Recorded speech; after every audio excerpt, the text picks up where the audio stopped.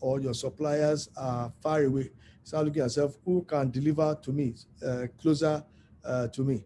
And again, it's also an opportunity for anybody that is business to now say, hey, how can I take advantage of big business that is around me? How can I be the one that is creating input for them?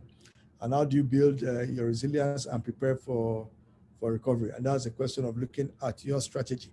I will come back to this later on. Look at it when I'm concluding, because at the end of the day, the question is COVID-19 is not forever. It's something that will come to an end. And the question is, how do we ensure that we are around to take advantage of that?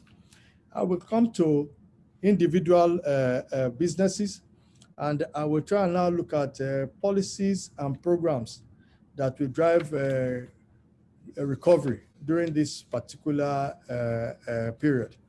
I think it is very key that we look at that. And the policies that will come in at that point in time will have to be issues that have to do with assessing your particular business. You must look at the financial damage that has been done. I think it is very key. I made that point. You cannot play the ostrich. Look at your business. Look at your balance sheet and ask yourself, what is the damage that has been done? This is the time for you now to look at your particular business. You must look at your profit and loss statement. You must look at your cash flow and see what you can do. Compared last year to this year, be honest with yourself and see exactly where things have done wrong. Even though very small percentage of businesses might say they benefited from the pandemic, a lot of us have been damaged by what has happened. And apart from hard numbers relating to sales, profit and loss, you must also look at ways in which your business has been affected. You must look at the soft areas, not just cash. You must look at your employees, and you must factor the cost of that into your rebuilding plan. And in rebuilding, have a second look at your business plan.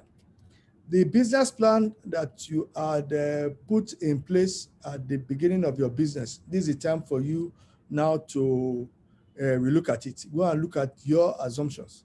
And like I said, also have a look at what is going on, not just within Nigeria, on a global basis. This is a pandemic that is global. So therefore, you must now look at how this has affected the global world, and that has also affected Nigeria. So it's about time to look at your business plan. If you've relied on food traffic and you've had the brick and mortar location for sales, you have to look at how do you have a digital expansion to accommodate the numbers of people who will be shopping from home. Look at how your industry has been affected by the pandemic. Look at how your competitors also have reacted, and how they are reshaping their business. So you yourself, again, must be able to compete. Look at the way you were working before, because you might not work that way. Look at your strengths and weaknesses. And like I said, don't forget to revisit your business plan at all times and make sure that they are realistic. Consider whether you need funding to recover. The good thing we have seen is that we are in a low interest rate environment, so we are seeing lots of funding sources that are turning up. So unless you have a large amount of cash going into the pandemic, it's likely you need your working capital to jumpstart your business. So try and come up with the funding needs that is required. You must revamp your budget to account for new spending, and you must be realistic where that money will come from. And like I said, in looking at your business plan, you must develop a timeline for rebuilding, and more especially, you must revamp your budget to take advantage of the new spending that is required.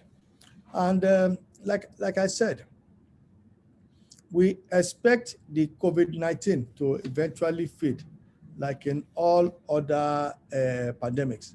But I must tell you this: what COVID-19 has done was to accelerate the changes that are going on in various industries on account of what I call the fourth industrial revolution, which has been driven by advances in high-speed internet, artificial intelligence, big data analytics, and crowd technology.